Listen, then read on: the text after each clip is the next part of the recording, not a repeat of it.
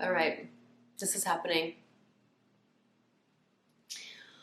What do we all think of Stephen King? The master himself. Is he a master though? Or have we all just been taken for fools? No, he's good. But in all seriousness, I didn't know that he wrote it legitimately. I had no idea. I thought the films were standalone projects by Andy Muschietti and his sister, the director and producer, respectively. Are you kidding? I know. Self-proclaimed horror fan, and I had no idea that Stephen King wrote it. Anyway, that led me down a rabbit hole. So I ended up reading his over 1,000-page long book of It. And I'm also currently reading Salem's Lot, so here we are. There are a few things that come up when you read the book, as opposed to watch the film. The film is, how shall we put it? Tame, compared to what Stephen King actually writes. Stephen King. There are a few disturbing scenes, to say the least. Okay? Now look. A few people take issue with his writing because I guess they think too violent, too scary. There are a lot of scenes of homophobia, racism, and misogyny. However, I think the point that King makes in all of his works, especially It, is that real life is the scariest thing, right? Real life is what he's writing from, his own experiences. So, to put into context, the horrifying killing of Adrian Mellon in It was based on a true, horrific hate crime killing of a young boy that lived in Bangor, Maine, I believe. And it happened, I guess, as King was writing the book or before. So he bases his horrific stories on real life and what happens in real life, and that, you know, there's nothing scarier than real life. Even your imagination isn't, you know, pales in comparison to what real humans can do to each other. And I think that is such a valid argument to make, and a great place to be coming from, you know, writing. Also, I think people take issue with him because, you know, it's not the 80s anymore. So anybody looking at his writing is coming from a different perspective, different context to what he's writing from. As I said, hate crime killings actually happening around the time when he's writing. And also, I think, you know, same-sex marriage, I mean, it wasn't even coming close to it. Denmark came in first, I believe, with the Registered Partnerships Act of, I want to say 89, maybe 1989. I could be wrong. However, that just shows you how far we've come in such a short space of time. Obviously, we still have a ways to go. However, I'm just saying, I don't think the argument is there substantially to say that the King writes about things, you know, that aren't true, that don't happen, and his imagination runs away from him, or, you know, that he's coming from a place of drug-induced, you know, writing. Potentially, maybe. We'll never know on that one, but really it's not that bad compared to what actually happens in real life. I think his writing is tame compared to real life. So, there's that. Okay, misogyny though? Alright. My case for that, Stephen King, based upon it, myself, reading through it, taking it all in, making notes, coming at it from my own perspective and my context. I don't think he is a misogynist. But I'm curious, what do you guys think? What does anybody else think? I can see from researching what people say on the internet, okay? And there's people come at it from both sides. I think the way he writes about Beverly, the whole way through it is, you know, some people say he's writing that about Beverly in a way that's showing us the male gaze upon her, right? For me, what really made me grateful for how he wrote about the transition between childhood and adulthood in terms of a female is, right, yes, there is the male gaze upon you, and yes, there is violence in all of Beverly's relationships, so you could look at it in a way of, why does he have to write about her like that, I suppose?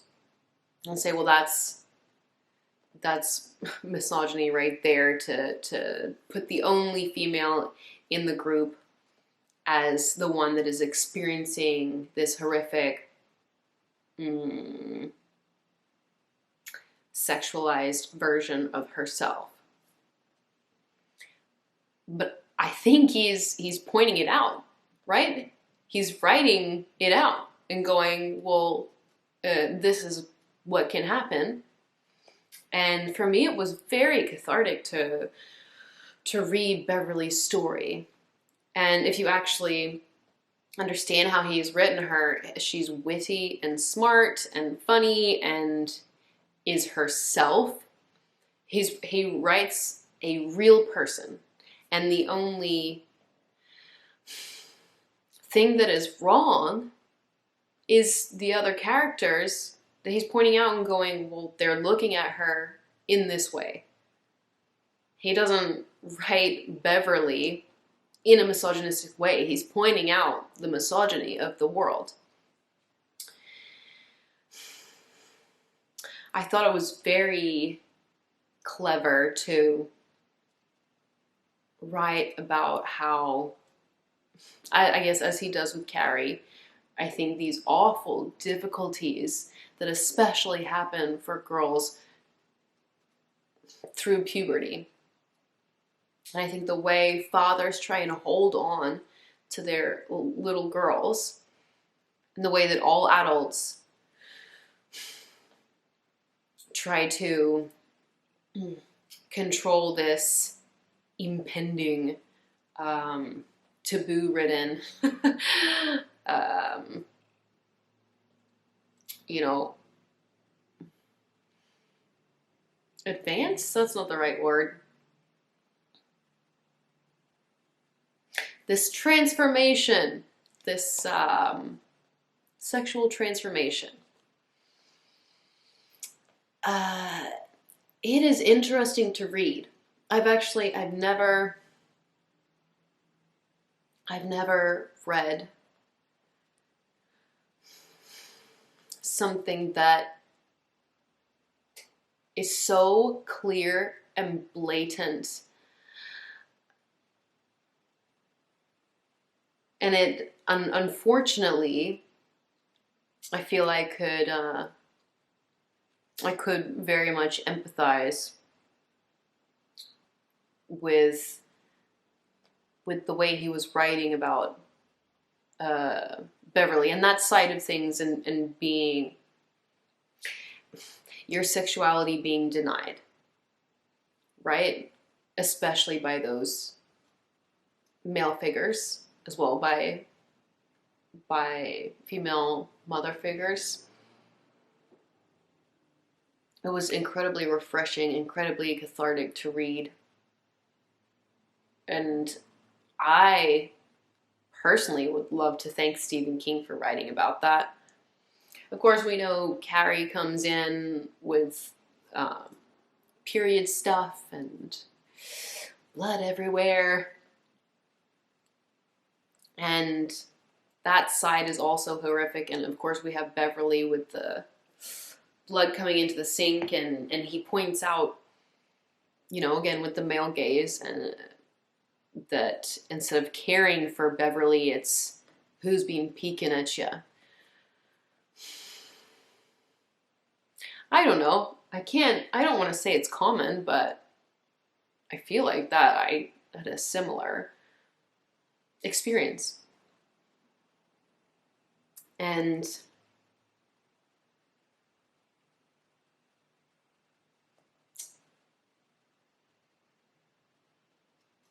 in terms of your growing into your womanhood, I don't like that term. But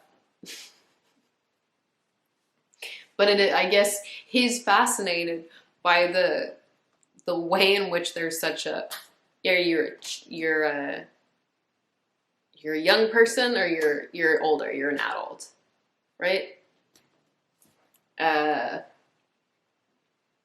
It's interesting. The scene where they are intimate with each other while they are in 1957, 1958, okay? While they are not adults, is how I'm going to put it for YouTube. What do we think about that? That's a strange one. And my friend, I was talking about it with my friend the other day, and he said that Stephen King does that a lot. I mean, look, is Stephen King obsessed with that transition? Yes. Is Stephen King almost, I feel like he romanticizes childhood and childlike imagination and play and best friends, and I don't know.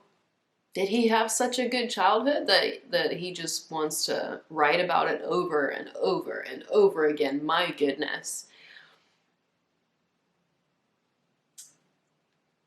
I get that scene is a symbol of the transition, right? It's just another metaphor. But why did it have to be so explicit? I don't understand. I don't. I've read a lot of people that have written about it, have their own opinions. What do we all think about that? I'm finding it hard to form a solid opinion about Stephen King. And nothing has to be a solid opinion. Everything can be a fluid. But I just don't know. I think it's a little hard to pin Stephen King down. And I really think, I talked to someone the other day who said they read the novel, every year because they love it, because it's the most amazing book or bit of media or whatever that they've read about friendships. I'm like, what is it with people in their childhood friendships?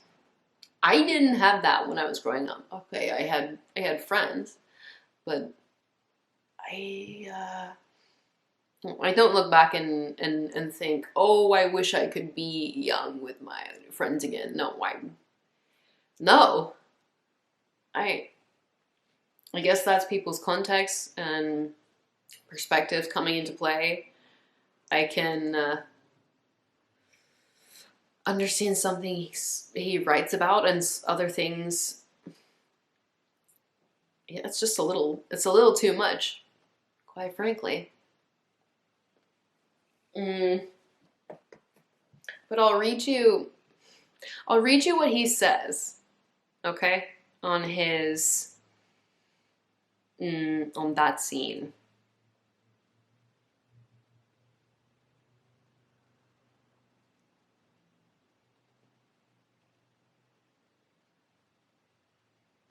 Okay. Stephen King, I quote, "I wasn't really thinking of the sexual aspect of it. The book dealt with childhood and adulthood, 1958, and grown-ups. The grown-ups don't remember their childhood. None of us remember what we did as children. We think we do, but we don't remember it as it really happened. Intuitively, the losers knew they had to be together again. The sexual act connected childhood and adulthood.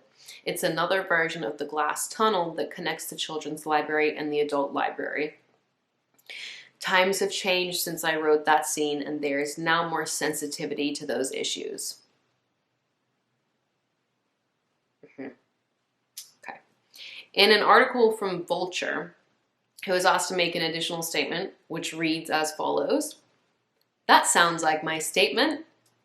He added, "To it, I'd just add that it's fascinating to me that there has been so much comment about that single name and so little about the multiple child. That must mean something, but I'm not sure what."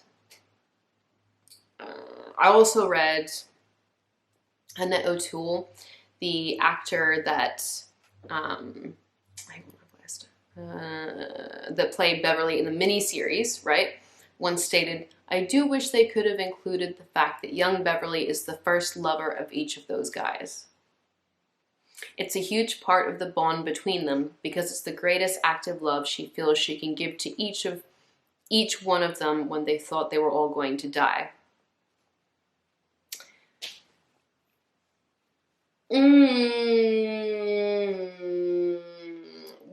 What do you think about that statement? I don't know about that. Okay. Well, that's Annette O'Toole's take on that. All right. I don't know what to say about that. And if you're on here and you're wondering what it is, and you're like, what is it? I've never read the books, and I've only seen the movies and etc. like myself. It is sex. Okay? That. Literally quotes in the book. Does your brother do it? Does your sister do it? Something along those lines. Do your mother and father do it? It must be gushy or something. I think I was listening to that WAP song before. Yeah. Also, along the lines of, is Stephen King a misogynist or not? It is actually female and a spider, and she lays eggs in the end, which younger Ben Hanscom stomps down on with his boots. Younger? No, it must be the older Ben Hanscom, surely. Oh, I can't remember. The book goes so fast between the younger versions of them and the older versions of them. It's kind of a little messy. Again, I don't know, maybe Stephen King's point. You get muddled in what really happened and which part of you said this. Whatever.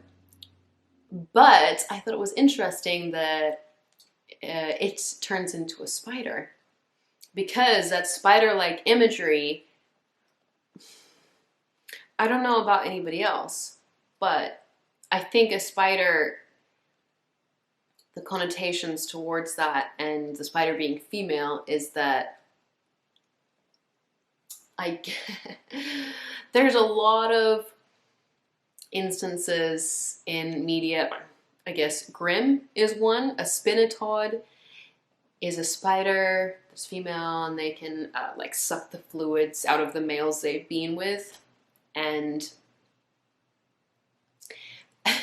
it also, that Denis Villeneuve's, I'm probably saying his name wrong, but his film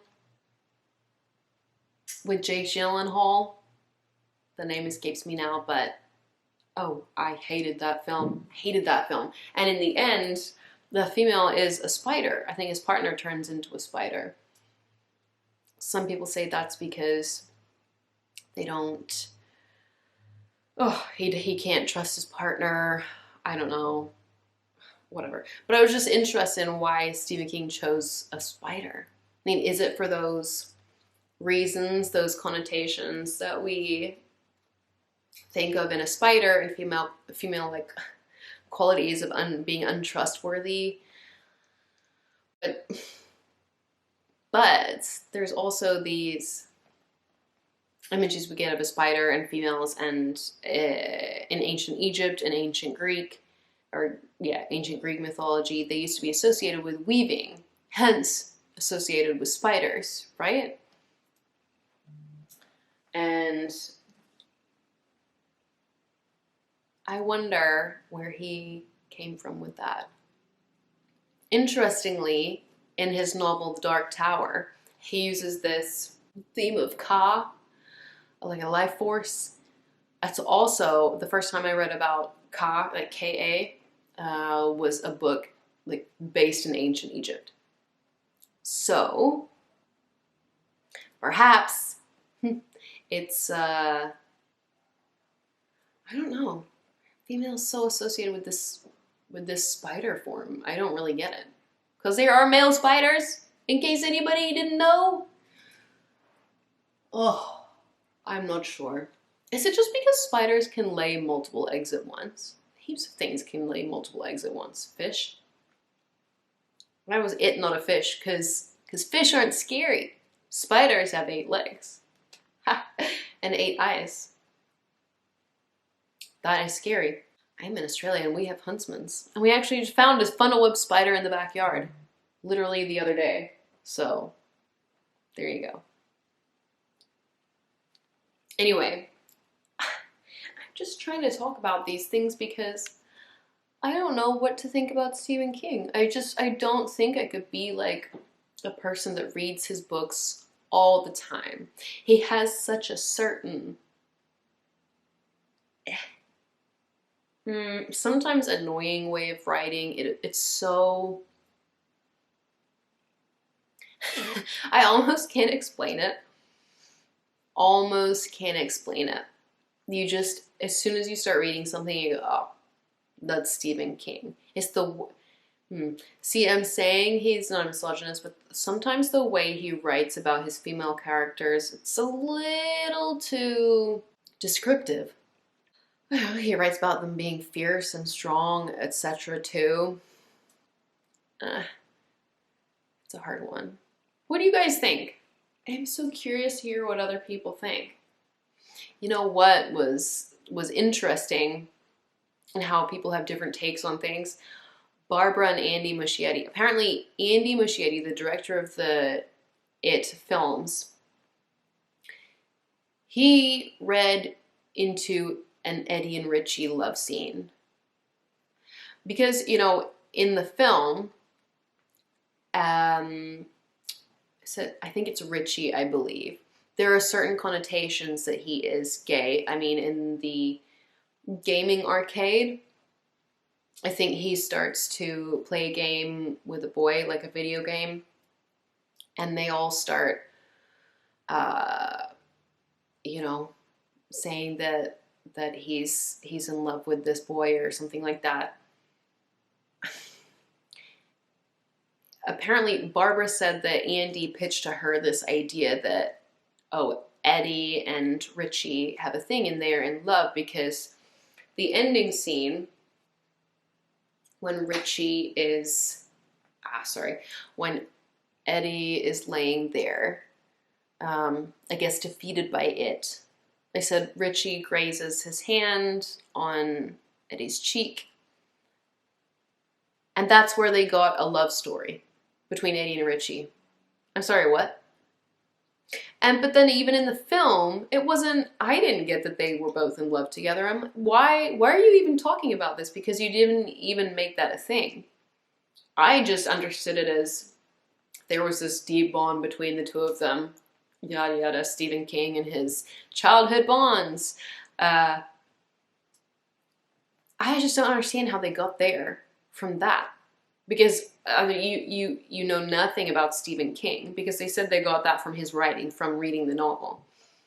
That there was a romantic love between Eddie and Richie. I'm like, you must be romanticizing unrequited love, which is ironic because there's no love in that relationship, but or you're just making things up. You just don't understand what Stephen King is writing about, and that he's obsessed with friendship.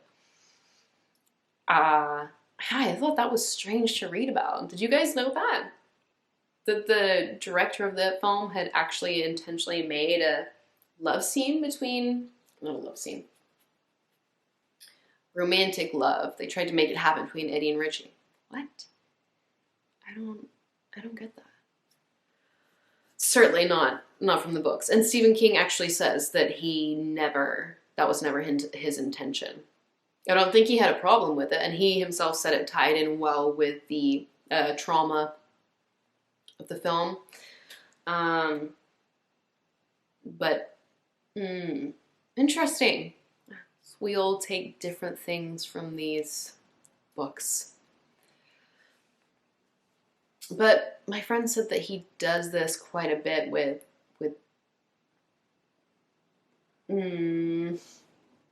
emphasizing the fact that there is a bridge you need to go through, a sexual bridge, I guess, to cross over into adulthood. And yeah, be that as it may, how do you write about that in every novel you do? I just don't understand that obsession. I feel like if I was a writer, I would want to branch out and kind of write about different things. And I feel like even one book would have been enough to kind of explore that. Maybe Carrie as well, because it's so female focused. Also, I didn't like that film. I didn't like the film. I haven't read the book, but do I really need to? All these adaptations of Carrie, come on. But I would be so curious to sit here and nut this out with someone. So if people have opinions on Stephen King, please let me know. But as far as I'm concerned, just halfway through Salem's Lot and having read the entirety of it, my personal opinion, he is not a misogynist. I think he did Beverly justice. And I think Stephen King wrote about Beverly in a way that she could conquer her fears. Conquer her fears and also conquer her, there's a bug, and also conquer her trauma and conquer her story, and conquer all of these people that just want to see her as just a sexual object, really. I think that was nice. He also, I don't know what this means, but he also writes about her lovemaking with Bill as an adult, with how to say it. He doesn't hold back when he's writing about that, writing in that scene. No. which I think is nice. It's good, you know, to not shy away from writing about a woman experiencing pleasure, right? But to focus on it so much, again, sometimes, I'm so glad that the movies didn't go into all of this. I feel like there are so many good points and good images that come out of the film. See, what I liked about the films was that it chapter 1 and chapter 2 was that the images of these, the insects, the bugs, and all that Stephen King actually writes about, and then they put that onto screen. It translates so well to screen because I think it's so different to anything that we usually see on film. You know, funnily enough, Stephen King is consistently writing about all these themes and has a very typical way that he writes, in my opinion. But when his thoughts and ideas are translated onto screen, it becomes interesting, I think, because it's just not something we've seen. A credit to Andy Muschietti, of course. And he had these great actors to work with, you know, to focus on the trauma and putting together childhood and adulthood. Both child actors and adult actors were fantastic in the films. When Stephen King writes about trauma, to be honest, it's a little repetitive. My goodness. And that's what he's saying, right? Circle back effect of trauma, and if things aren't dealt with, you know, as a youth, they're going to come back and haunt you in adulthood, potentially. It just gets tiring reading the book because you're like, yeah, okay, you said that already. Yeah, I know. Whereas in film, you can kind of take that one idea and go, okay, there it is. And it's not so tiring to keep reliving, especially when you're working with good actors. I think they can pull it off. And you're more working with images, not having to read the same sentence and the same words repeated over. But what do we think about Stephen King? I just don't know how to form an opinion on whether I like his works and or him. I mean, I don't know him. How could I ever judge him? Sometimes I do judge people when they're so obsessed with something like childhood friendships and bonds. Come on. I guess if you stayed in the one place, right? Because he obviously grew up in Maine, right? I am remembering that correctly. If you grow up in one place, I moved around a bit and moved schools, moved countries. So for me, the childhood bonds, I don't know. There were ones I wanted to hang on to. There were ones I wanted to let go of. There's not any one person I'd be like, oh my goodness, yeah, I'm going to go back and have this experience with someone in this same place, and no one that I'd want to go through trauma with. I mean, how does he hang on to that? I don't know. For me, it's kind of weird because I didn't experience that when I was growing up, maybe. I don't know. I will say this for Stephen King, I did write this down, that he does write about the intuitive and adaptable nature of children. Now, I don't think we give children enough credit, personally, so I think that's nice that he writes about that. However, as I said, as I was talking about the theme of trauma, I mean, honestly, I just don't understand why there has to be so much meaning put behind horror movies these days. I love horror, and, you know, to counter Stephen King's point about, you know, him writing about real life. I like to escape real life. I don't know about all you guys, but escapism is a real thing, and that's why a lot of us watch movies and TV shows, etc., and read books. So to be putting real life just onto film and to be writing about that and just writing about trauma, I guess that's why I don't like it so much. That's why I actually enjoyed watching the films better than reading the book, because I went, oh, I can escape this a little more because I didn't fully know the backstory and what the meaning of it. And I try not to do that so much these days. And I recently watched The Menu movie, okay? And I went, I really hope there isn't some deeper meaning to this. I really hope that idea of, you know, cooking the chefs and the hospitality workers and people, you know, food connoisseurs and all that jazz. I hope that was literally just the idea. And then they made the film and wrote the script based off of that. Just one idea. I don't like there having to be this deeper meaning behind everything. It is so tiring. Everything has to come from this place of trauma. And then by the end of it, I'm like, well, why do I feel traumatized now? Potentially maybe some people have a cathartic experience, but actually it's just tiring to watch.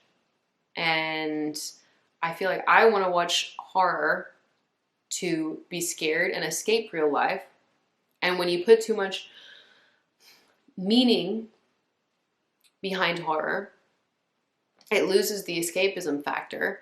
And also, then there's something to be said for the unknown, right? The unknown is scary. So when you're putting people into a place where you're having to remind them of their own trauma and their own story, you're not letting them be scared and escape into the unknown that's scary, right? That's just my personal feelings. I want to be scared and I want to jump, and there are different ways of doing that, but for me, there's enough trauma out in the world and in real life to, you know what it is? You end up just watching, you're like, well, that's just life, isn't it? When you put too much meaning into it. It loses the scare factor entirely. I'm like, yeah, well, that was my day yesterday. So that's not horror. That is just everyday life. I mean, it's not in so many words, but you know where I'm coming from. Maybe, I hope, I don't know. In conclusion, I don't think Stephen King is a misogynist. No. I think his writing is repetitive. I don't like that everything has to tie back to trauma. I don't like that he focuses so much on childhood bonds. And I guess other people do, and that's great. I still think he's a great writer. Do I really like reading his stuff, though? No, not really. I think I would prefer to read and watch something that is a little more scary. And I'm moving into a phase where I prefer the unknown. But I would love for people to write their thoughts on Stephen King, please. Just write any comments. I literally just want to have a conversation with someone, because everybody I talk to is like, oh, Stephen King, master. So if you think he's a master, please comment. And if you don't, please comment why. I want to hear it all. So thank you for watching. I did have this written down as a whole essay, and then I went, you know what? Everybody else, I'm sure, knows way more than myself. So let me just put the facts aside and let me just talk to the camera and anybody that ends up watching this, if anyone. If not, I had a great conversation by myself, so good either way. Okay. If you have any ideas on what I should talk on next, let me know. Otherwise, I'll just come up with something myself and sit here and chat, because it's better than sitting here and being alone. So, looks like I'm not gonna look for anything to watch in the horror genre that's about being alone. So I'll be like, well, that's boring. Okay, bye.